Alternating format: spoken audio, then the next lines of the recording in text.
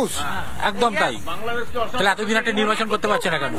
এখন তো ওনাকে কেউ মানছেই না। জনতা রায়নি বসে আছে, সেই তো। আমেরিকা না তো ও যাই হোক, বিদেশে থাকতো, বিদেশে তো ছিল, এত খালি বয়স। তার সবার আগে নোবেল প্রাইজ কেড়ে নেওয়া উচিত, সবার আগে। নোবেল প্রাইজে কোনো মূল্যই নেই। কি ভয়ঙ্কর কথাবার্তা! এই শুনুন তো, কি ব্যাপারটা কি বলুন তো, কি হবে বলুন তো?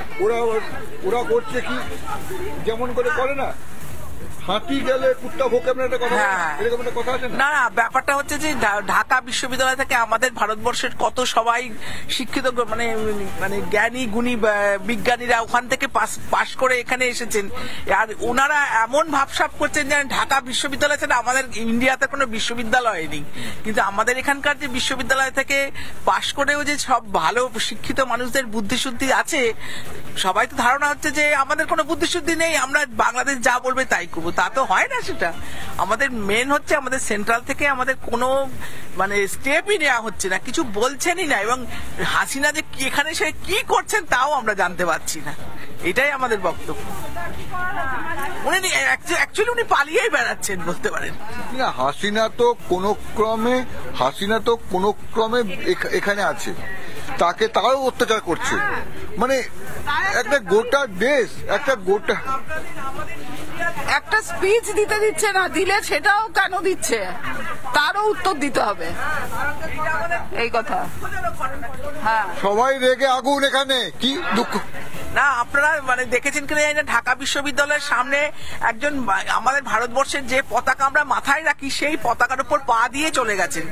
এইটা দিয়ে কেউ কোনো প্রতিবাদ করলো না, এটাই বড় দুঃখজনক ঘটনা না? এটা আমাদের ভারতবর্ষের পতাকার উপর প্রতিবাদ তো করছে, ওরা তো সোশ্যাল মিডিয়াতে সারাদিন বসে আছে। একটা গোটা দেশ, বাংলাদেশের একটা গোটা দেশ সারাদিন সোশ্যাল মিডিয়া করে, সারাদিন সোশ্যাল মিডিয়াতে চলছে, তাতে লাভ কি হচ্ছে? আজ ক মাস হয়ে গেল, অগাস্ট থেকে চলছে, অগাস্ট থেকে আজ অব্দি তার কোনো সলিউশন বার হচ্ছে না।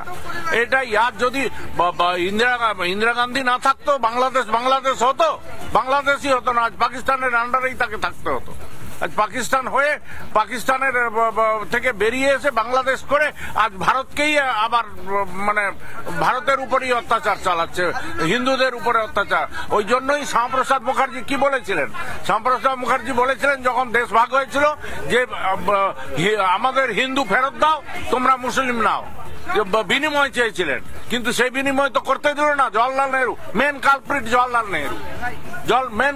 জওয়াহরলাল নেহরু আর মহাত্মা গান্ধী, এই দুটোই হচ্ছে মেন কালপ্রিট আমাদের দেশের। ওই দুটো কালপ্রিটই দেশটাকে ডুবিয়ে দিয়ে গেছে, একেবারে ডুবিয়ে গেছে। ওই দুটোই দেশটাকে ভাগ করে ডুবিয়ে দিয়ে চলে গেছে, না হলে আজ ভারত অখণ্ড ভারত থাকতো। এখনো তো অখণ্ড ভারত হতে পারে, এখনো হতে পারে যদি মোদি জেগে উঠে। মোদির কাছে আমি অনুরোধ রাখছি যে মোদি, আপনি জেগে উঠুন, জেগে উঠে আক্রমণ করুন, দিয়ে আবার পাকিস্তান আর বাংলাদেশকে দখল করে ভারতকে অখণ্ড করুন। অখণ্ড ভারতের কথা বলছে, অখণ্ড ভারত। কি বলবো, ওরা চাইছে যে ভারত পাকিস্তান আবার, বাংলাদেশ পাকিস্তান আবার এক হয়ে যাক, কিন্তু এটা তো ওদের হয়ে গেছে। যদিও বাংলাদেশ পাকিস্তান এক হয়ে গেছে, এবার ভারত বাংলাদেশ পাকিস্তান নিয়ে নিক বলছেন উনি। না, একদম চাই না, একদম চাই না, আমরা একদম চাই না, একদম চাই না আমরা। ওখানে বলুন, ওদেরই হচ্ছে হিন্দুদের থাকতে দেবে না, হিন্দুদের ওখান থেকে পাঠিয়ে দেবে, মানে বার করে দেবে। তাহলে আমাদেরই মোদি এই স্টেপ নিক, যেহেতু ওরাও, হ্যাঁ মোদি স্টেপ নিক। হ্যাঁ, কেন স্টেপ কিছু নিচ্ছে না? কেন চুপ করে বসে আছে? সেটাই বলুন। মোদির প্রতি প্রত্যেকের রাগ, এই জন্য যে উনি অ্যাকশন নেন। মোদির উপর রাগ কেন? মোদি অখণ্ড ভারত করছে না বলে মোদির উপর রাগ? একই কথা। কি বললেন? মোদির উপর রাগ হয়ে গেছে। কি রাগ? অখণ্ড ভারত করতে হবে। এই যে 95 জন কি বলে ওই মৎস্যজীবীদের উপরে টর্চার হয়েছে, এর বিরুদ্ধে তো আমাদের মমতা ব্যানার্জি নাকি অনেক কিছু বলছেন, কিন্তু এটা ঠিক মানে শুনে মনে হচ্ছে যে কেউ কিছু বলছে না, সবাই চুপ করেই আছে, এটাই মনে হচ্ছে।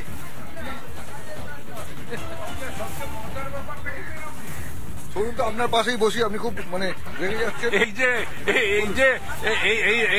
এই যে মৎস্যজীবীদের উদ্ধার করা হলো, এটা তো দু দেশের দেশ না হলে তো ভারত যদি সহায়তা না করতো মৎস্যজীবীদের তো হতো না। যেই করে এনেছে দিদি ওখানে চলে গেল ওদেরকে পুরস্কার দিতে, লাইমলাইটে এসে গেল দিদি, কিন্তু করলো তো মোদি। মোদি যদি সহায়তা না করতো এই মৎস্যজীবীদের উদ্ধার কোনোদিন হতো? ক্রেডিট নেওয়ার জন্য উনি চলে গেলেন। উনি যা বলছেন ঠিক বলছেন। যা বলছে ঠিক হ্যাঁ বলছে। হ্যাঁ একদম একদম একদম ঠিক। হ্যাঁ একদম।